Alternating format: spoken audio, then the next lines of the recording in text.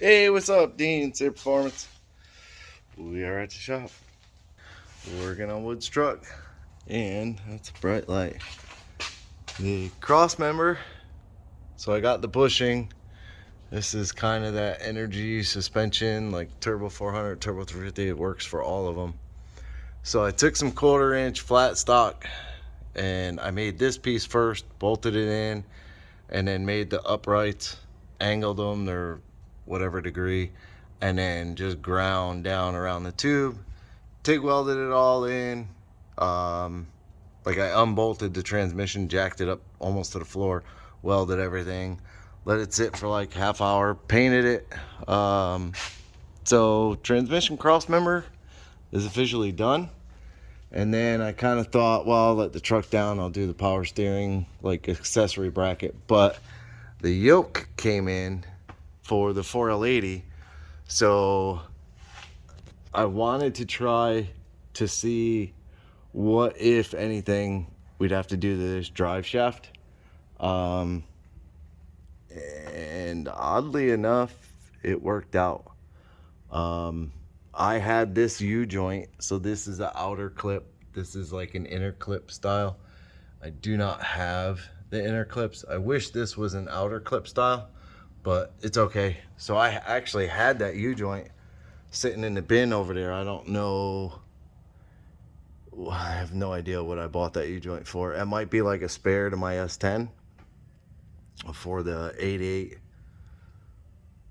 to like 1350, I think.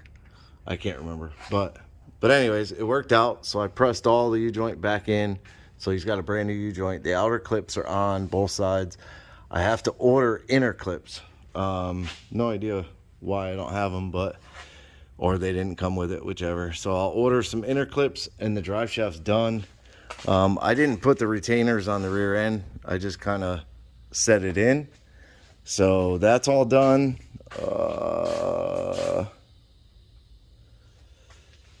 I just swapped out the V-band clamps for the quick style, so both of them are the same now. This one is so close to the floor, like this header points up, and the transmission could probably go up another 1/2 inch, I would say. I mean, it could go up a ton, but the pan is actually, the transmission pan is actually pretty level with the frame rail. So for that header to point up like that, both of them point up actually. It's just bad design, but we'll use them. We'll make it work. It's not against the actual floorboard up here. It's against like the supports. Not against it. It's got plenty of room. So I'll take and turn them down or do something with them. This one would be almost a straight shot, or it might point up because of the cross member. Not really sure, but I'll get that sorted. I could actually go ahead and start making the exhaust. Now that I see the transmission will be able to come out, I'll probably have to cut the ear off. At least on this side. I don't think I'll have to cut it off on this side. But this ear right here, they usually stick out pretty far. So I'll end up cutting that ear off like I did this housing. And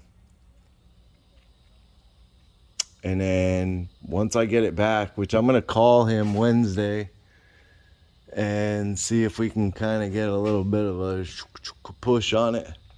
Hopefully. I don't even know if he's, well, I don't know if he's got all the parts or what's going on. I just been trying to crank out what I can crank out on this, which, I mean, I'm almost to the point, with the exception of putting the accessories on the front. I can't really put the starter in. I mean, I could put the starter in, but I got to take it back out to put the converter bolts in. So I think what I'm going to do in the meantime, while I wait, I'll build the exhaust. I'll button up the front of the motor. Intake tube can go on whenever it gets here. The coil pack, they sent me the coil pack, and literally an empty box. So I had to return that to get the new one, which was fucking weird, but whatever. So now the new one is in Lakeland saying it's delayed. So yeah, I don't really know. And it's an AC Delco one. I'm not going to order like a cheap knockoff brand one. So, I mean, I guess we'll have to sit around and wait for that. But I can get the power steering, the alternator, and then start putting the entire front end of the truck together. I can get that all completely done, figure out what the hell that giant bundle of wire is, which might be the back of the alternator. Not sure, but that is a massive bundle of power wires.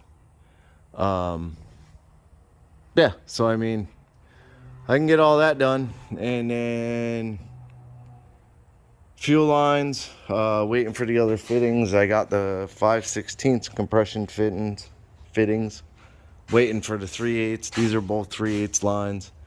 So, but looking at one of them, see, and I'll have to look this up because this is one of the lines here, this one, and it comes to the charcoal canister. So I know this is the feed, which I have no idea what he did.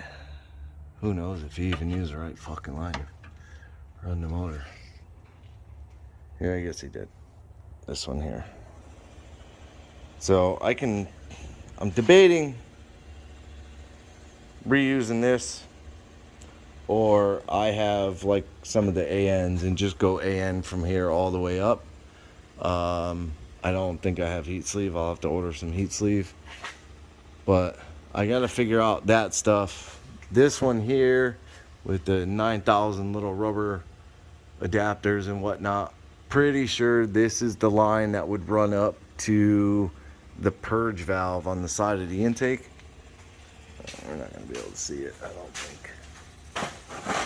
Yeah, it's right there, that little white piece. So I'm pretty sure that one goes to there.